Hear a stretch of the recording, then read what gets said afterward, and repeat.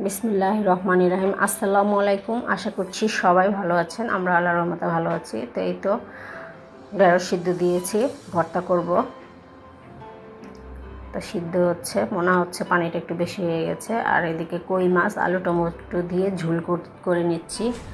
আর এই যে কালকের মুগ ডাল ছিল। তো এই তো টেবিলে খাবারগুলি নিয়ে আসলাম।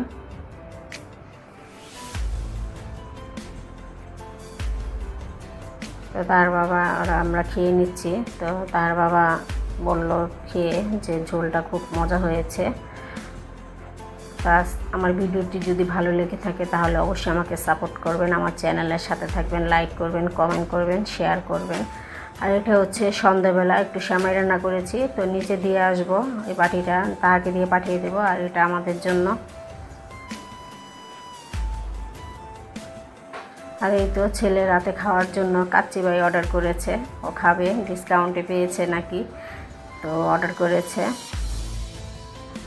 তো দেখতে কিন্তু খুবই ভালো লাগছে, খুব খেতে ইচ্ছে করছে, কিন্তু আসলে দুঃখের বিষয় খাসির মাংস খাই না, তো এর জন্য তো ছেলে খায়, ছেলে পছন্দ করেছে, ছেলেই খাবে। রাইসগুলো তো লং রাইস, দেখতে খুবই ভালো লাগছে, কালারফুল লাগছে।